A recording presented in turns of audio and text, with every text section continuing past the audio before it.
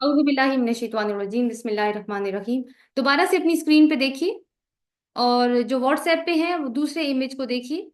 तकाबली जायजा आपको आपकी स्क्रीन पे नजर आ रहा है। मेन हेडिंग क्या है? तकाबली जायजा। सॉरी, इसके ऊपर एक बार आ गया है, वो जूम का होता है वो, लेकिन ये तकाबली जायजा लिखा हुआ है। यानी कंपैरिजन है, एक कंपैरेटिव एनालिसिस है दो सूरतों के दरमियान में। वो कौन सी सूरतें हैं? दाएं हाथ पे आपको अन्निसा लिखा हुआ नजर आ रहा है और बाएं हाथ पे आपको अलमाइदा लिखा हुआ नजर आ रहा है। चूंकि ये दोनों सूरतें जोड़े की हैसियत रखती हैं और हम सूरतुल माइदा की तफसीर करते हुए मुख्तलिफ जावियों से इसका निसा का जोड़ा होना देख भी चुके हैं। यहाँ भी आप स्क्रीन पर देखिए तो आपको एक नजर में मालूम हो जाता है कि बात किस तरीके से आगे बढ़ेगी। ये बात माइंड में रखिए कि इस तकाबली जायजे में कोई बहुत ज्यादा बारीक डिटेल्स को कवर नहीं किया गया। वो तो हम साथ साथ करते ही रहे हैं, बस मेन मज़ामीन को सामने रखा गया है। अब हम एक एक सेक्शन को डिस्कस करेंगे। सेक्शन को किस तरीके से डिस्कस करेंगे? हम दाएं से बाएं जाएंगे, यानी पहले हम अन्निसा को डिस्कस करेंगे, एक को लेंगे, उसके बाद अलमाइदा के उसी सेक्शन को लेंगे। और किस तरीके से हम इनका तकाबली जायजा आपस में लेंगे, आप देखिए, यानी करेंगे कि दोनों सेक्शंस के कलर स्कीम आपको एक जैसी नजर आ रही है। ठीक है। पहले जो दोनों आपको सेक्शंस नजर आ रहे हैं, अन्निसा में भी और अलमाइदा में भी, वो ब्लू कलर के हैं। और आगे देखिए बेज कलर के हैं, दोनों आमने सामने। और उसके बाद इसी तरह ग्रीन है, फिर एक और कलर है, फिर कुछ और कलर्स हैं, और इस तरह से पड़ रहा है। लेकिन वो एक दूसरे के सामने जो भी रेक्टेंगल्स या सेक्शंस बने हुए हैं वो सेम कलर के हैं, तो हम सेम कलर को डिस्कस करेंगे। सबसे पहले पहला सेक्शन देखिए, अन्निसा का आगाज कैसे हुआ था।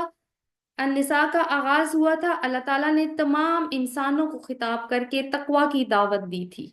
रहमी रिश्तों की बात हुई थी। आदम और हव्वा की औलाद होने के नाते सारी इंसानियत रहमी रिश्ते में मुंसलिक है, इसलिए तकवा की पासदारी करो आपसी रिश्तों में।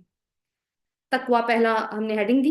दूसरा क्या है? अलमाइदा। अब अलमाइदा वाले सेक्शन पे आइए। अलमाइदा का आगाज ईमान वालों से खिताब करके हुआ। अहद और मीसाक को पूरा करने पर जोर दिया गया, यानी ये सूरत जो कि शरीयत की तकमील है, गोया अल्लाह ताला से ईमान वालों का एक मीसाक है। और आप देखिए कि तकवा होगा तो मीसाक पर अमल दरामद भी होगा। दूसरा हिस्सा अन्निसा, ये बेज कलर में आपको नजर आ रहा है। घरेलू सतह पर इंसाफ की बात की गई है। घरेलू सतह पर इंसाफ की हमने क्या चीजें पढ़ी थी, क्या इसमें पॉइंट्स हमने कवर किए थे? निकाह के कवानीन हमने पढ़े थे, क्यों किया जाता है निकाह, इसके बारे में हमने पढ़ा था। बीवियों की कितनी तादाद मैक्सिमम होनी, एक मर्द कितनी बीवियां रख सकता है एक वक्त में मैक्सिमम। औरतों के हकूक की बात गुजरी थी, यतीमों के हकूक की बात गुजरी थी। घर का निजाम कैसे चलेगा और उसका कंट्रोल किसके हाथ में होगा, इसके बारे में बहुत डिटेल से पढ़ा था।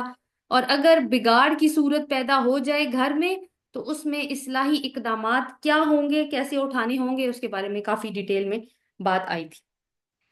अब आप देखिए कि इसके अंदर अलमाइदा में उसका सेक्शन जो सामने लिखा हुआ है उसमें क्या लिखा हुआ है कि अदल के निजाम का कयाम, सॉरी, उम्मत की सतह पर कवानीन बताए गए, शरीयत की तकमील, हलाल हराम वाजे हो गया। यानी उम्मत की सतह पर यहाँ पे कवानीन को मुरतब करके दिया गया है। और लेकिन पीछे दोबारा से जाएं अगर हम अन्निसा में, तो क्या मालूम होता है कि घरेलू सतह पर सबसे पहले अदल की ट्रेनिंग की जरूरत है, उसके बाद हम एक इंसान उम्मत का हिस्सा बनता है। तीसरे सेक्शन में देखिए, मुआशरती इंसाफ अन्निसा में हुर्मत जान की बात हुई, हुर्मत माल की बात हुई, हुर्मत नसब की बात गुजरी, यानी सेक्स डिसिप्लिन की बात हमने वहां पे पढ़ी।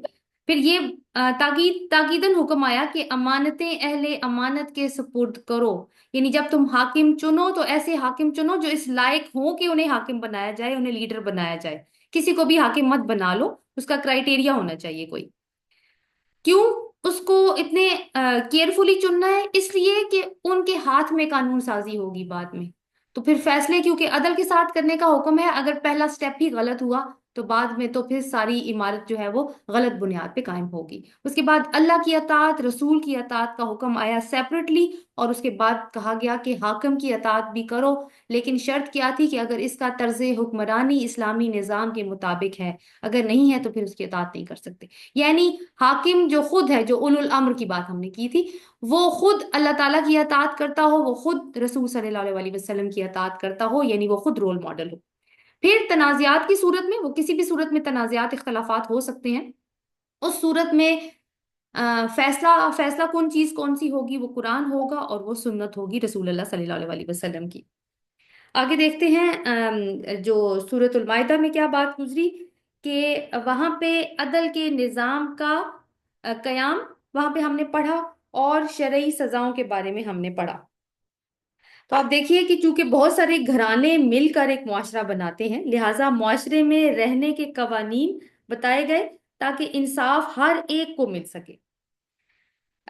یہ چیزیں ہمیں النساء میں ہم نے پڑھی۔ المائدہ میں عدل کے نظام کی بات آئی ہے، یعنی گھریلو لیول سے، کیونکہ النساء جو ہے وہ گھر کے لیول کو دیکھتی ہے، ایک چھوٹی کمیونٹی کو کے ساتھ ڈیل کرتی ہے، لیکن المائدہ جو ہے وہ اسٹیٹ لیول کے ساتھ ڈیل کرتی ہے۔ تو وہاں پہ عدل کے نظام کی بات آئی، جس میں شرعی سزاؤں کا بیان ہوا تاکہ معاشروں کا اور اسٹیٹ کا جو عدل کا نظام ہے وہ خراب نہ ہو۔ تو دونوں آپ دیکھیں کہ سبز رنگ کے سیکشن ہے، اور ایک لنک یہ بھی نوٹ کریں کہ پہلے معاشرے میں انصاف ہوگا، شرعی سزائیں اس کے بعد نافذ ہوں گی، یعنی لوگوں کو انصاف کی فراہمی کے بغیر شرعی سزائیں نہیں دے سکتے۔ تو یہ دونوں صورتوں میں ہمیں مضمون ڈیولپ ہوتا ہوا نظر آ رہا ہے۔ چوتھا حصہ دیکھیے، رسول کی اطاعت نہیں، یعنی جو نساء والا پورشن ہے، رسول کی اطاعت نہیں تو ایمان نہیں۔ یعنی اللہ تعالیٰ نے دو ٹوک انداز میں بتا دیا تھا کہ اگر رسول صلی اللہ علیہ وسلم کی اطاعت نہ کی، ان کے کیے گئے فیصلوں کو نہ مانا، تو تمہارا کوئی ایمان نہیں ہے، تم ایمان کے دعویٰ نہیں کر سکتے۔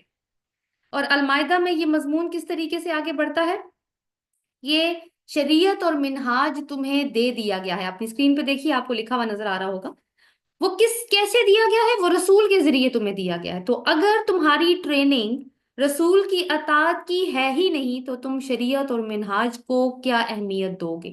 تو کتنا اہم ہے دونوں کا آپس میں لنک ہونا۔ پھر پانچواں حصہ دیکھتے ہیں النساء کا، جس میں بتایا گیا کتاب کا مقصد۔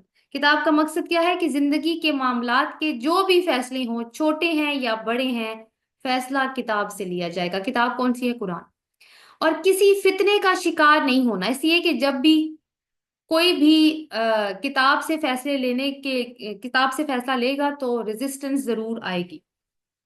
فتنے کا مطلب کسی قسم کا دباؤ بھی ہو سکتا ہے، کسی قسم کی ریزسٹنس ہو سکتی ہے، کوئی اپنا ذاتی مفاد بھی آ سکتا ہے، ہو سکتا ہے۔ تو اللہ تعالیٰ کہنے ہیں کہ وہ تمہارے آڑے نہ آئے، کیونکہ یہ کتاب سے فیصلہ لیتے ہوئے رکاوٹیں آئیں گی تمہارے راستے میں۔ تو جب تم ان رکاوٹوں کو پار کر لو گے تو اب ایک سٹیپ آگے آؤ۔ اب المائدہ میں دیکھیے، وہاں پہ کیا ہے کہ کتاب کو معاشرے میں قائم کرو، یہی شریعت ہے، یہی منہاج ہے۔ اور جو کتاب سے قانون سازی نہیں کرتے وہ ظالم ہیں، وہ کافر ہیں، اور وہ فاسق ہیں۔